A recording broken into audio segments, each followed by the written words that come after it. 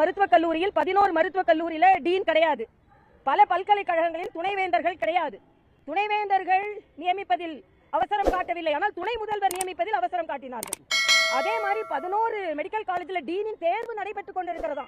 ஆனா ஒருவர் ஜெயில இருந்து வந்த உடனேயே எந்த ஆலோசனை இல்லாம அவருக்கு அமைச்சர் பதவி கொடுத்து விடுவார்கள்.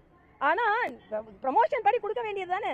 இதுல ஏன் டீன்கள் நியமிப்பதில் இவ்வளவு தாமதம்? நேர்மறையாக நீங்கள் நியமிப்பதால் எதையோ எதிர்பார்த்து கொண்டு நியமிப்பதனால தான் இந்த பிரச்சனை. அதனால தமிழக அரசு பல துறைகளில் முற்றிலுமாக தோல்வி அடைந்திருக்கிறது என்பதைத்தான் இது காண்பிக்கிறது. அதோட அண்ணன் ரகுபதியோட ஸ்டேட்மெண்ட் ஒன்று பார்த்தேன்.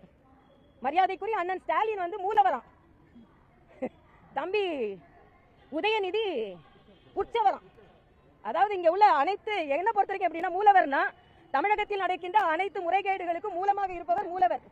தனக்கு துணை முதலமைச்சர் கிடைத்து விட்டது என்று உற்சாகமாக இருப்பவர் உற்சவர். மற்றவர்கள் எல்லாம் உற்சாகமாக இல்லை, இவர் மட்டும் உற்சாகமாக இருக்கிறார்.